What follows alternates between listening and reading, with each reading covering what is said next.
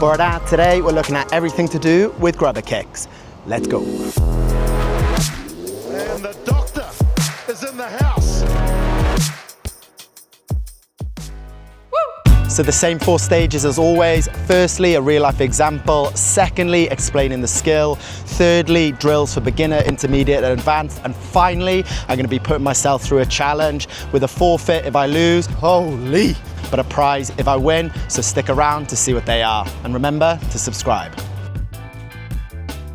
So our real life example comes from the Women's World Cup, which is happening right now. Make sure you're watching. England's Ellie Kildunne, who is easily one of the most skillful players in the game, with the grubber. They've broken away from their 22. She drops it down onto her left foot, remember that, goes round the defender, regains with her knee, which is a lovely touch, takes a step and then puts Jess Breach away, who doesn't need a second invitation to score a try, as we know.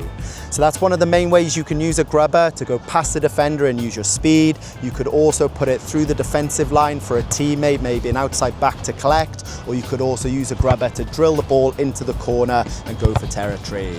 The reason I say this is also so impressive is the fact that Ellie seems to favour her right foot normally when she's kicking, so to be able to do this at speed under the pressure of the World Cup in a very small space is extremely impressive.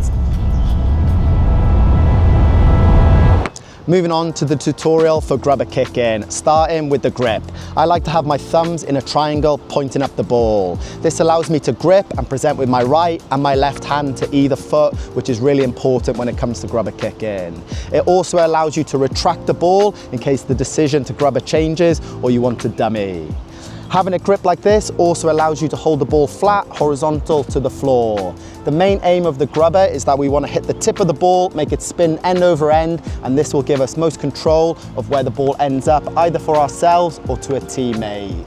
Now this is where 2 different techniques can be seen. So we can either kick the ball straight on, so with the knuckle of our foot on the top of our foot. This is particularly useful for the scenario where I said we were going to drill into the corner, or you can go for the side foot, which is what Ellie does in the real life example that I showed. Also really useful when you're looking to thread it between 2 defenders for a teammate. If you want to go with the inside of your foot, you just go roughly where the tips of your laces end on the inside, so similar to a football pass. Finally, when it comes to grubber kicking, we're often looking to chase after. So when we kick the ball, we're looking to land on the same foot so that we can keep running and keep our momentum going. Another thing that Ellie does really well in the real life example.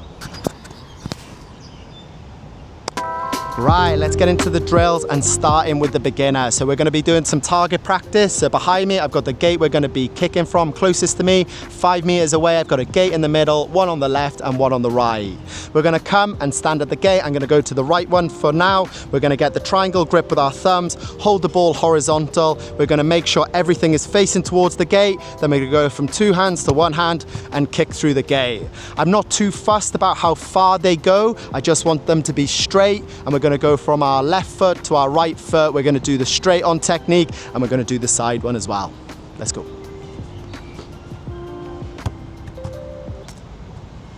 No.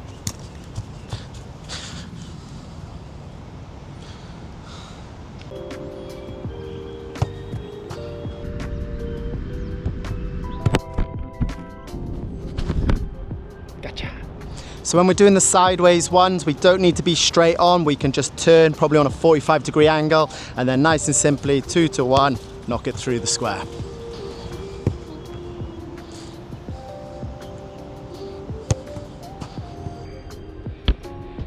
Moving on to the intermediate drill, pretty much the same as the beginner, but I've taken the cones that we're aiming for back another 2 to 3 meters to increase the distance. We're also going to add in 2 new elements of the grubber technique. The first is just taking some steps before we kick the ball, and the second is working on the technique that I spoke about of when we kick the ball, we're looking to hop and land on that same foot so we can keep our speed towards where the ball is so we can regain it or be there as support if someone else gets there before us. Nice and simple. example, I'm going to go for the blue cones this time. I want us to come and set up so that our hips and our shoulders are directly towards the target.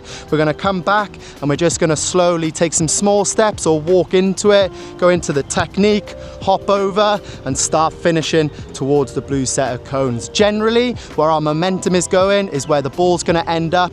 So if we find we're going off to the left or the right of the cones, we're just adding in a bit of inaccuracy. So make sure everything's going towards the finishing point, i.e. through the gates.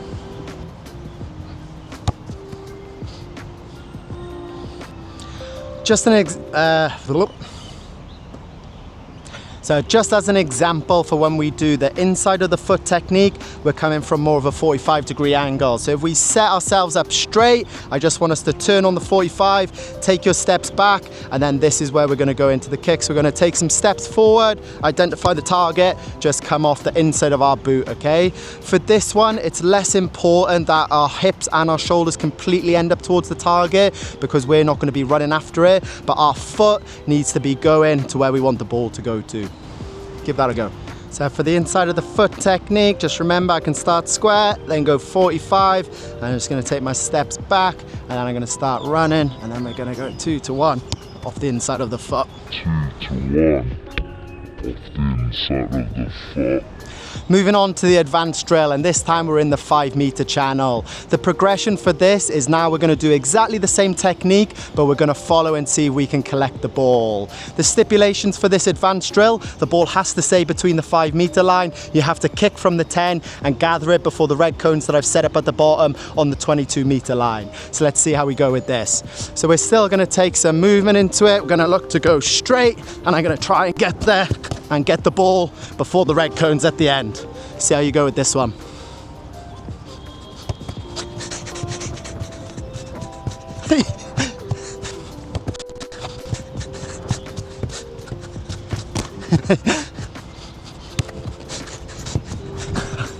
Way too early.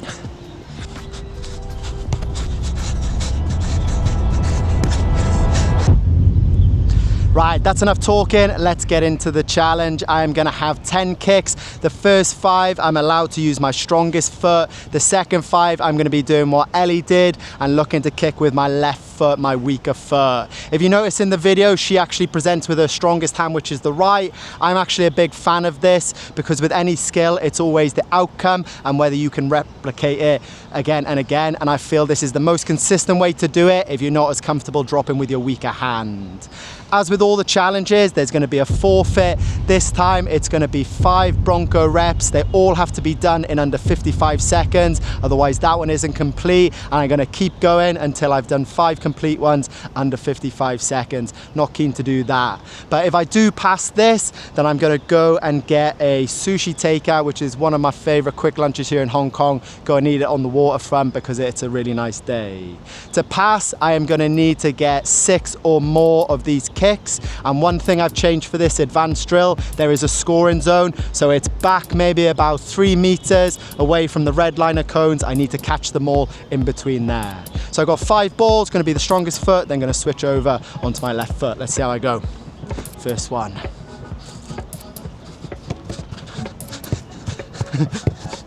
Yes, there's one.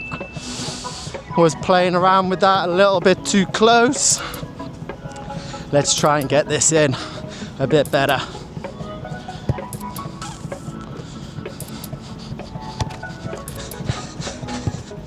Oh, just short. I'm going to give myself just short for that one.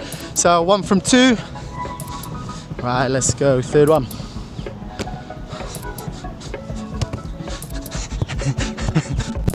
Yeah, there we go. 2 from 3. Next one, 4th one. Yes, just. 3 from 4. Not my best kick by any means. Right, let's go.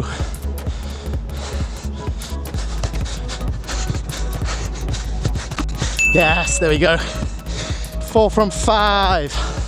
Right, these last ones, just a reminder, I'm going to be running, dropping with my right, kicking with my left. Let's see how I go.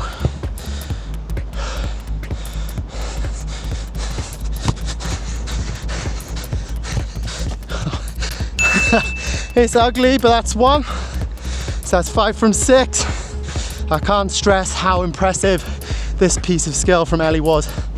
I'm not running anywhere near as fast as she was. Oh. I'm not giving myself that one. Alright, 4 from 6.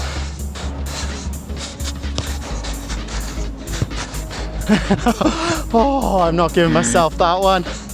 Right, I need to nail these last 2. 4 from 8.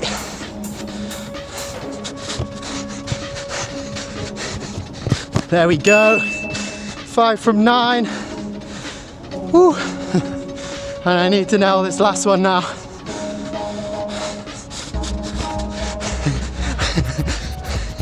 There we go. Oh. Right, I think that's 6 from 10, so that's gonna be a pass. I'll see you down on the waterfront. You.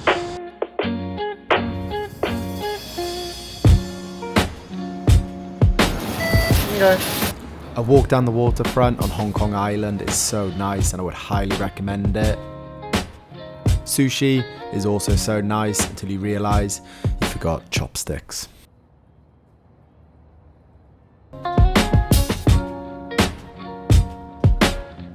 Diolch yn fawr for watching. Remember to subscribe. If you have any questions, drop them in a comment below. And if you want to get a Borodar tea, head to thisissevens.com.